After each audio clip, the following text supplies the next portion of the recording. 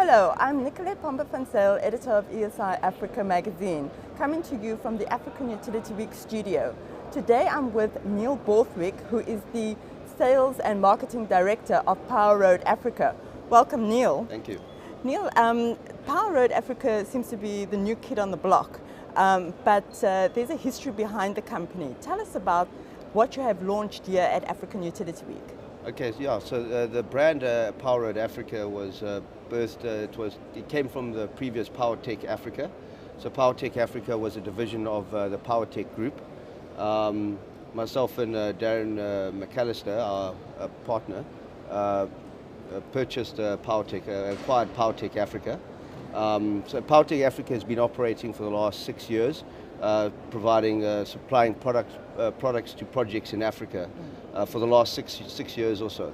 So that's the history behind it, and Darren and our experience has been about 40 years of collectively experience in doing business in the energy sector and in Africa. So it just made sense just to acquire PowerTech Africa, come with a solid supply, quality products, and supply them to utilities and EPCs and RPPs in Africa. And as you say, you've got the experience already. Yes. In Africa, and I believe that the company is going to be concentrating on Sub-Saharan Africa. Correct. Why this region? Simply because there's the amount of need for electricity and electrification in Sub-Saharan Africa. There's huge opportunities in Southern Africa, in East Africa, and in some countries even in West Africa.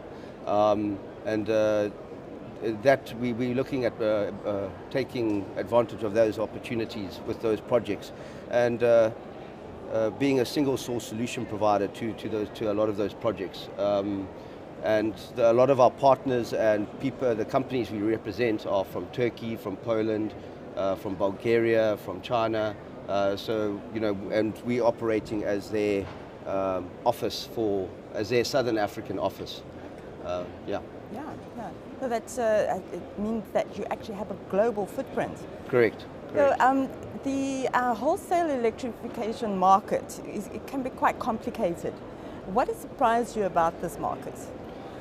I think the diversity of the projects and the shift from the traditional power plants and the traditional forms of generation, and renewables being more of a focus, and really maximizing a lot of the resources for Africa, such as water. So where there's water, Africa has a lot of water, and maximizing that with hydro projects, as well as also taking advantage of the beautiful sun with solar projects, and and the diversity from country to country. I mean, if we look at South Africa with the renewable energy RPP program, and a lot of other countries starting to adapt and follow suit, and that's really been about the diversity of the projects. What, let's say, hydro and PV projects may fit here in South Africa, but in Kenya it might be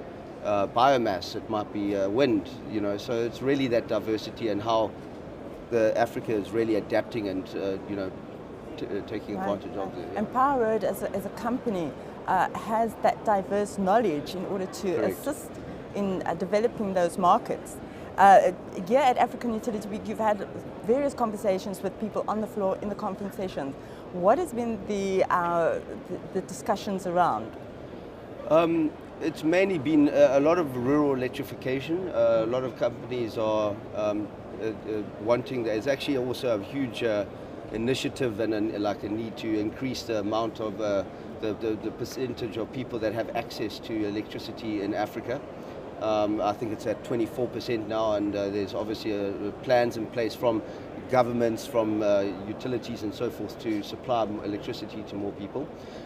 Conversations that we've been having there's been a lot of interest around renewables, solar is specifically, and then energy storage specifically as well, with the energy storage solutions being quite a big drive, and there's a lot of interest in that. Yeah. I think there's a drive around battery storage globally, yes. And that is the one thing that is actually going to be transforming this industry. But then looking at finance, that always seems to be the tricky part of any project. Yes. What do you advise around finance? Yeah, so finance is quite tricky for Africa specifically because a lot of the countries and a lot of investors, there's a higher risk involved with the socio-economic, political states. Some of them you don't know with certain governments, so the risk of investment is higher. And what I would say with financing is, and what we've been seeing is investors are much more likely and more comfortable to invest in smaller projects rather than a 25-year power plant or power station that's going to take 25 years to pay back. Yeah. They are rather investing in smaller mini hydro or solar projects where the time frame of paying back and making a profit is 5 years. So that kind of time frame, a smaller time frame, is much better, much more comfortable for them. Yeah. This mini grids does seem to be the thing that's taking off quite extensively in East Africa as well. Yes. So, Poweroad, where do you see yourselves and the market in 10 years' time?